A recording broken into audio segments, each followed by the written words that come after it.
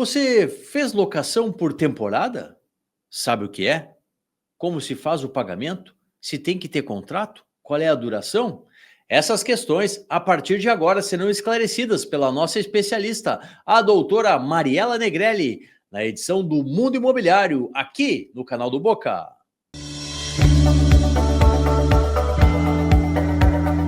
Na Rádio Bandeirantes, Boca no Trombone, Mundo Imobiliário, o olhar técnico para as relações jurídicas dos imóveis.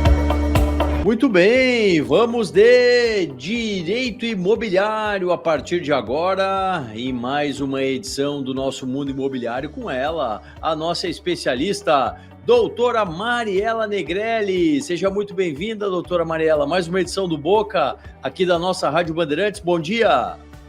Bom dia, doutor Solano. Bom dia a todos que nos escutam. É sempre uma alegria participar. Alegria nossa. E trazendo um tema do momento, né? Mês de fevereiro, o pessoal indo para a praia, indo para a serra, fazendo muitas viagens para fora do país, né? A locação por temporada. Vamos falar sobre esse tema. A doutora Mariela vai nos ensinar um bocado aqui. Doutora, quais as características da chamada locação por temporada? A locação por temporada, doutor Solano, ela está regida pela lei de locações. E ela é uma locação específica que tem o intuito de um curto período, que não pode exceder 90 dias.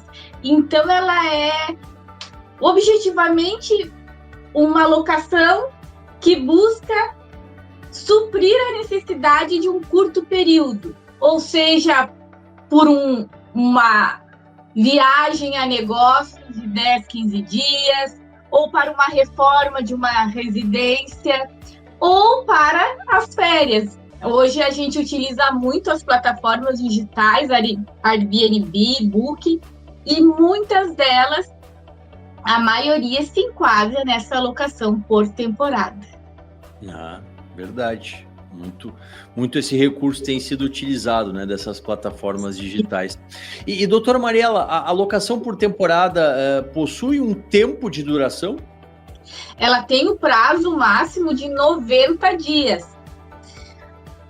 O que ocorre? Se extrapolar esse prazo, ela pode ser considerada como uma locação normal, tradicional, residencial, onde daí o locador perde alguns direitos. Entendi. E é possível a cobrança do aluguel de forma antecipada quando a gente está falando sobre a locação por temporada, doutora?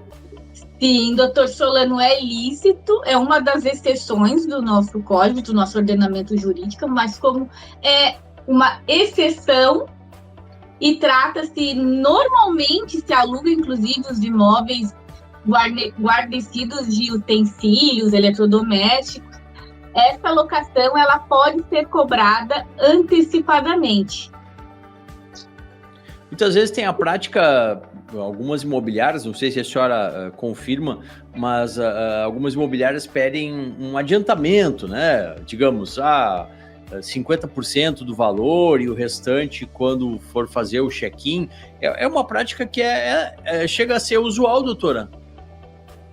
Doutor Solano, aqui daí a gente tem duas situações. Por exemplo, quando a gente contrata pela internet com 6 meses de antecedência, por exemplo, é uma situação que a gente vai dar um ato e antes de nós entrarmos na residência, a gente paga o restante dos 50%.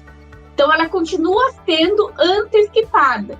Sim. Nesse caso, essa cobrança a título de final, digamos assim, por garantir a preferência do imóvel, vai depender do contrato. Algumas empresas até, a gente faz aquela pré-reserva e que pode como normalmente eles utilizam, não paga se desistir até 24 horas.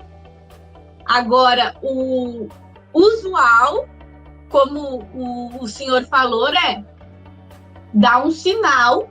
Sim. E quando chega, paga o restante.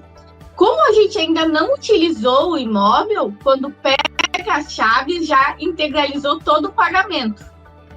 Entendi.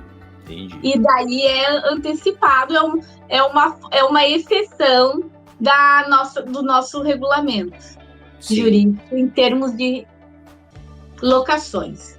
Perfeito.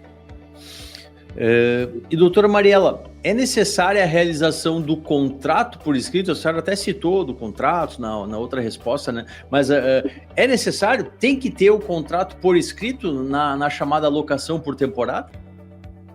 O Código Civil, o nosso regramento, Código de Processo Civil, enfim, ele diz que para a validade de alguns documentos até um determinado valor, é essencial a realização de contrato de forma física e não somente o verbal. Usualmente, a gente vê muitos contratos de locação por temporadas sendo realizados de forma verbal, por exemplo, para um parente. Eu não indico. Tem validade? Por óbvio, tem validade. Sim. Entretanto, a prova de um futuro problema que vier a surgir vai ser 3 vezes mais difícil. Sem dúvida. Nada melhor do que o velho preto no branco, né, doutora Mariela? Exatamente. Para estar tudo mais regular. E, bom, para a gente fechar, então, doutora Mariela, para quem está pensando ainda, né, em fazer uma locação por temporada nesse verão, quais as suas principais dicas e cuidados para a realização desse contrato, o contrato de locação por temporada, doutora? Eu vou dar as dicas que eu utilizo no âmbito familiar e quando eu saio de férias ou preciso excepcionalmente alugar. Se a gente está numa cidade, numa localização que a gente vai alugar e não conhece, peça para alguém verificar se esse imóvel realmente existe. Verifique se o contrato, quem é o locador ou para quem você está pagando, é a pessoa para que você vai fazer a transferência financeira. Verifique se é uma imobiliária, por exemplo, que tu está locando, se o CNPJ corresponde ao que está no contrato junto ao site da Receita Federal.